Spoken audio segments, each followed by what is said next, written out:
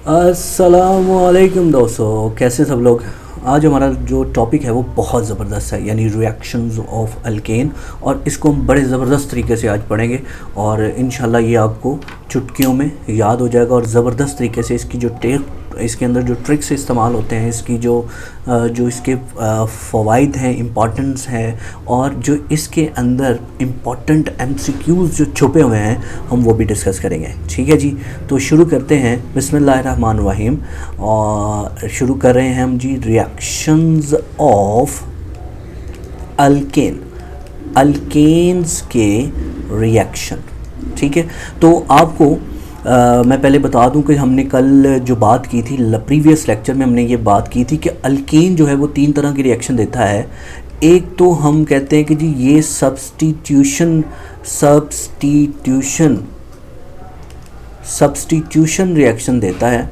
ठीक है, दूसरे नंबर पर ये कौन से रिएक्शन देता है जी, कैटालैटिकल रिएक्शन भी देता है। तीसरे नंबर पर ये कंबस्चन रिएक्शन देता है। और फोर्थ नंबर पर जो मैंने लास्ट टाइम नहीं बनाई थी, ये फोटोकेमिकल रिएक्शन भी देता है, फोटोकेमिकल रिएक्शन भी देता है। यानी फोटोकेमिकल रिएक्शन वो होंगे जिन रिएक्शन में हम किस चीज़ का इस्तेमाल करेंगे, लाइट का इस्तेमाल करेंगे। यानी लाइट के ज़रिए जो रिएक्शन है वो इसमें इस्तेमाल होंगे। तो जल्दी से कॉपी और पेंसिल निकाल लें और नोट करना शुरू करें। हमने आज जो है वो 4 रिएक्शंस जो हैं पढ़ने हैं। उसमें सबसे पहले रिएक्शन है कंबस्चन रिएक्शन पढ़ेंगे।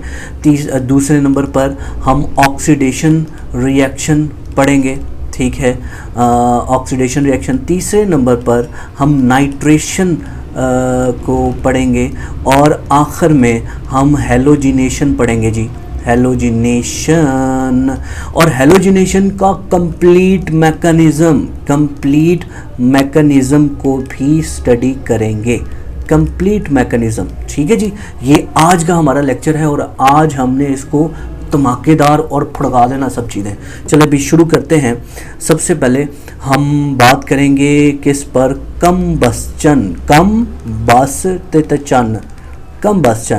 कंबस्चन का मतलब क्या है, जलना, बर्निंग। लेकिन ये बर्निंग क्या है, ये है बर्निंग है in the presence of air, in the presence of air. तो जो प्रेजेंस ऑफ एयर यानी ऑक्सीजन की मौजूदगी में जो चीज़ जलती है उसको हम कंबस्चन कहते हैं। और ख़ास तौर पर ये टर्म ऑर्गेनिक कंपाउंड के साथ रिलेट की जाती है। तो हम शुरू करते हैं। तो कंबस्चन, 2 तरह की कंबस्चन होती है, एक कंप्लीट कंबस्चन होती है और एक इनकम्प्लीट कंबस्चन होती है। अच्छा जी, जो तो कंप्लीट कंबस्चन है, उस कंप्लीट कंबस्चन में क्या होता है, कार्बन डाइऑक्साइड पैदा होती है और साथ में वाटर मॉलिक्यूल पैदा होता है।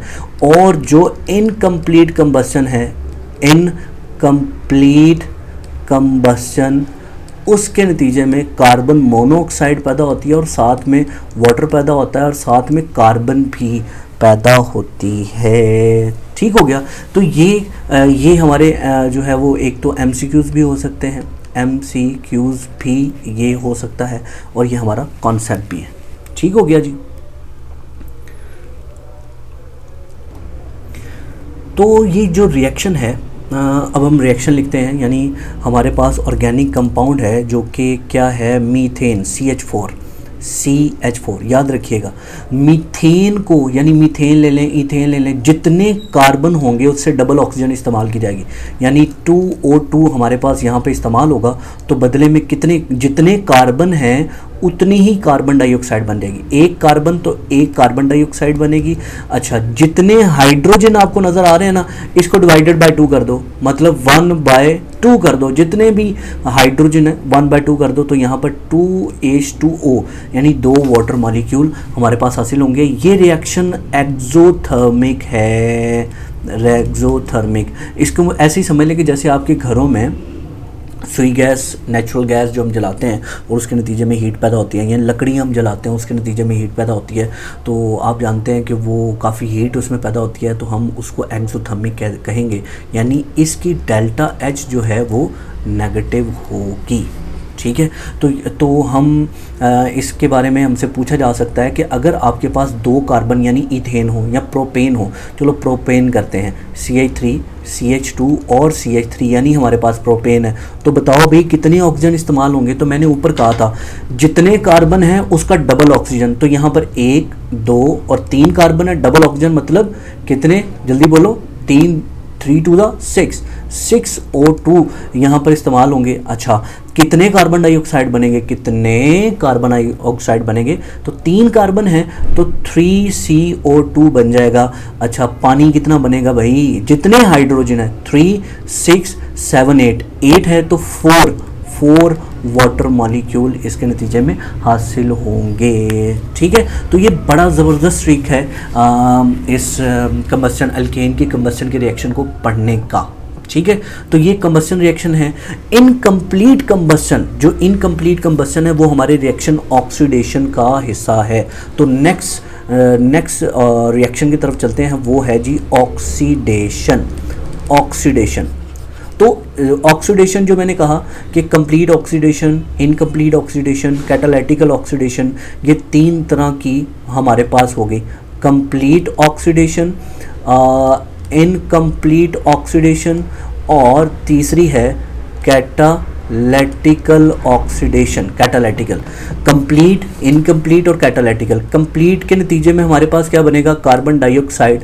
इनकम्प्लीट के नतीजे में हमारे पास कार्बन मोनोऑक्साइड प्लस कार्बन बनेगा।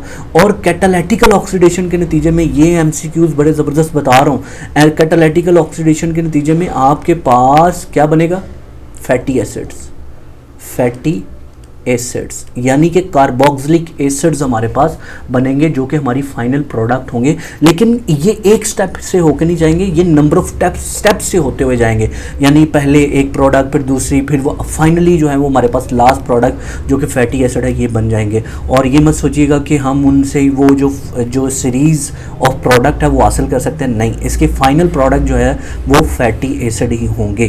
तो पहले सिंपल ऑक्सीडेशन कहते हैं, यानी लिमिटेड सप्लाई ऑफ ऑक्सीजन हमारे पास मौजूद है, तो उस वजह से हम ऑक्सीडेशन पढ़ते हैं। यानी हमारे पास अब की बात फिर से वो मीथेन ही है, लेकिन हमने यहाँ पर क्या किया है, लिमिटेड ऑक्सीजन यानी 3CH4 है और यहाँ पर हमने 4O2 इस्तेमाल की। तो देखो कितने कार्बन हैं, 3 कार्बन, तो यहाँ पर 2 कार्बन मोनोऑक्साइड बनेंगे, 1 कार्बन एटम बन जाएगा। और जितने भी हाइड्रोजन है उसका हाफ कर लो तो वाटर मॉलिक्यूल बन जाएंगे। तो 3 4 12, तो यहाँ पर 6H2O हमारे पास हासिल हो जाएंगे। और ये कब हासिल होगा, ये हमारे पास लिमिटेड सप्लाई होगी, लिमिटेड सप्लाई ऑफ एयर और ऑक्सीजन। अगर हमारे पास ऑक्सीजन या एयर की लिमिटेड सप्लाई होगी तो उस सूरत में हमारे पास ये कार्बन मोनोऑक्साइड बनेगी। और ख़ास तौर पर यहाँ पर चीज़ को याद रखिएगा, ये कार्बन इस सूरत में, यानी कार्बन ब्लैक इस सूरत में बनेगा, यानी कि ब्लैकिश धुआं इसके नतीजे में निकलेगा। तो सूथी फ्लेम जहाँ पर निकलेगा वो समझ लें कि लिमिटेड सप्लाई में ऑक्सीडेशन की गई है। अच्छा, इसके बाद जो कैटालिटिकल ऑक्सीडेशन है, कैटालिटिकल ऑक्सीडेशन, ठीक है जी। कैटालिटिकल ऑक्सीडेशन में हम क्या इस्तेमाल करते हैं, हम मीथेन ले लेते हैं, मीथेन CH4, इसकी कैटालिटिकल ऑक्सीडेशन करेंगे। और ये किसकी मौजूदगी में होगा, ये होगा कॉपर ट्यूब के अंदर, यानी कॉपर की ट्यूब के अंदर। इसके अंदर जो कॉपर की ट्यूब हम लेंगे उसमें हम जाहिर बात है प्रेशर इस्तेमाल करेंगे। हाई प्रेशर यहाँ पे इस्तेमाल होगा, जो कि कितना होगा, 200 ATM प्रेशर होगा। जाहिर बात है फिर टेम्परेचर भी 400 सेंटीग्रेड टेम्परेचर जो है वो यहाँ पे इस्तेमाल किया जाएगा। तो उस सूरत में क्या होगा, ये एथनॉल में कन्वर्ट हो जाएगा, एथनॉल में, यानी कि यहाँ पर हम इसको खोल के लिखें हाइड्रोजन और यहाँ पर हाइड्रोजन है, यानी ये 4 हाइड्रोजन है, तो 3 हाइड्रोजन मैंने वैसे ही लिखी। और एक हाइड्रोजन के दरमियान में, हाइड्रोजन और कार्बन के दरमियान में एक ऑक्सीजन घुस जाएगी, यानी कि यहाँ पर जो चीज़ हमारे पास बनी वो क्या है, एथनॉल इस सूरत में बनेगा। अच्छा, हमने एथनॉल लिया, H कार्बन, यहाँ पर भी हमारे पास हाइड्रोजन आ गया, यहाँ पर हाइड्रोजन और ये OH है। फर्दर फिर से हम ऑक्सीडेशन करेंगे और सेम चीज़ जो है वो रिपीट होगी। तो इस सूरत में क्या चीज़ होगा, ये ऑक्सीजन यहाँ से हाइड्रोजन और यहाँ से हाइड्रोजन भगा के ले जाएगा, तो बदले में क्या बना, पानी, बिल्कुल पानी बना। और यहाँ पर ये जाहिर बात है इस ऑक्सीजन का बॉन्ड टूटा है, इस कार्बन का भी बॉन्ड टूटा है, तो ये दोनों आपस में बॉन्ड बनाएंगे जिससे क्या बनेगा, H carbon double bond O और यहाँ पर H, यानी कि हमारे पास बन जाएगा फॉर्मेल्डिहाइड, ये हमारे पास बन जाएगा। अच्छा, अब आप देख रहे हैं ऑक्सीडेशन, तो ऑक्सीजन का एडिशन, यानी यहाँ पे ऑक्सीजन क्या हुई है, ऐड हुई है, लेकिन यहाँ पर क्या हुआ है, हाइड्रोजन यहाँ पर रिमूव हुई है। तो हाइड्रोजन का रिमूव होना भी तो ऑक्सीडेशन कहलाता है ना भाई। तो आगे करते हैं, यानी ये फॉर्मेल्डिहाइड हमने आगे इस्तेमाल कर लिया, formaldehyde H carbon double bond OH है, फिर से ये प्रोसेस होगा और सेम चीज़, सेम हम जगह, सेम टेम्परेचर, सेम प्रेशर और सेम कॉपर ट्यूब हम इस्तेमाल कर रहे हैं। अब इस सूरत में ये ऑक्सीजन इस कार्बन और हाइड्रोजन के दरमियान में जाके बैठ जाएगी, यानी प्रोडक्ट बनेगी H carbon double bond O और यहाँ पे OH, यानी कि फॉर्मिक एसिड बन जाएगा, फॉर्मिक एसिड। तो ये हमारे पास क्या बना जी, ये बना फॉर्मिक एसिड। ठीक है, फॉर्मिक एसिड बन गया। हाँ, अगर आपने फॉर्मिक एसिड को फर्दर ऑक्सीडाइज करवाया तो इसके नतीजे में क्या होगा, सारी कीती कराई पर पानी फिर जाएगा, यानी कि ये यहाँ से निकल जाएंगे, क्या बनाएंगे, कार्बन डाइऑक्साइड। ये ऑक्सीजन इस हाइड्रोजन और इस हाइड्रोजन को लेकर क्या बना देगी, पानी बनाएगी। मतलब हमारी जो भी कीती कराई होगी उस पर पानी फिर जाएगा। लेकिन हाँ, अगर यहाँ पे इथेन ले, प्रोपेन ले, तो फिर हमारी कार्बन डाइऑक्साइड नहीं बनेगी, बल्कि हमारी प्रोडक्ट जो है वो कार्बोक्सिलिक एसिड ही बनेगा। ठीक है, कार्बोक्सिलिक एसिड ही बनेगा। तो मैंने आपको अभी बता दिया कि इसकी जो प्रोडक्ट है वो फैटी एसिड जो है वो ही बनेंगे। अगर आप कहें कि आपको इससे फॉर्मेल्डिहाइड हासिल होगा, नहीं, फॉर्मेल्डिहाइड नहीं हासिल होगा। अगर आप इससे कहेंगे कि आपको एथेनॉल हासिल होगा, नहीं, ये भी हासिल नहीं होगा। इसकी जो फाइनल प्रोडक्ट है वो ये, यानी कि कार्बोक्सिलिक एसिड इसकी फाइनल प्रोडक्ट है जो हमें आखिर में एट द एंड हासिल होगी। ठीक हो गया। अब हम चलते हैं, हमारे जो थर्ड रिएक्शन है जो हमने पढ़ना है वो है नाइट्रेशन। लो जी, हम नाइट्रेशन को पढ़ने जा रहे हैं। अच्छा जी, नाइट्रेशन जो है वो ज़ाहिर बात अल्कीन की होगी, लेकिन इसमें हमें बहुत ज़्यादा टेम्परेचर इस्तेमाल करना पड़ता है, जो कि तकरीबन 400 से 500 सेंटीग्रेड, 400 से 500 सेंटीग्रेड का टेम्परेचर इस्तेमाल करना पड़ता है। अच्छा, नाइट्रेशन का रिएक्शन जो है वो वेपर फेज़ रिएक्शन है, वेपर फेज़, क्योंकि नाइट्रिक एसिड इस टेम्परेचर पर लिक्विड में तो रह नहीं सकता। जो हम अल्केन इस्तेमाल करेंगे वो भी लिक्विड की फॉर्म में नहीं होंगे, वो वेपर फॉर्म में चले जाएंगे। जो हमारे पास लिक्विड फॉर्म में भी अल्केन होंगे वो भी वेपर फेज़ में चले जाएंगे। और दूसरी बड़ी बात, हम यहाँ पर हायर अल्केन्स को इस्तेमाल नहीं कर सकते। नो हायर अल्केन्स, हम यहाँ पर हायर अल्केन को इस्तेमाल नहीं कर सकते क्योंकि इतने ज़्यादा टेम्परेचर पर ये क्या हो सकते हैं, ब्रेक हो सकते हैं, और ब्रेक होने पर छोटी छोटी प्रोडक्ट जो हैं वो बना सकते हैं। मतलब मिथाइल नाइट्रोअल्केन बना सकते हैं, इथाइल नाइट्रोअल्केन बना सकते हैं, प्रोपाइल नाइट्रोअल्केन बना सकते हैं। तो इसलिए हायर अल्केन्स को इस्तेमाल किया जाता है, लोअर अल्केन्स को यानी मीथेन, इथेन और प्रोपेन, इन तक को इस्तेमाल किया जाता है और इससे नाइट्रोअल्केन्स जो हैं वो बनाए जाते हैं। तो हमारे पास मीथेन है और इसको हम HONO2 यानी कि ये नाइट्रिक एसिड है जिसको मैंने खोल कर लिखा है, 400 से 500 सेंटीग्रेड टेम्परेचर इस्तेमाल करते हैं। तो हमारे पास क्या बनता है, ज़रा गौर करें, यहाँ से हाइड्रोजन, यानी ये 4 है ना, तो इन 4 में से एक हाइड्रोजन इस OH से मिलेगा, क्या बना देगा, पानी, और इस हाइड्रोजन की जगह NO2 सब्सटीट्यूट हो जाएगा, तो हमारे पास बनेगा CH3 और NO2, नाइट्रोमीथेन हमारे पास बनेगा।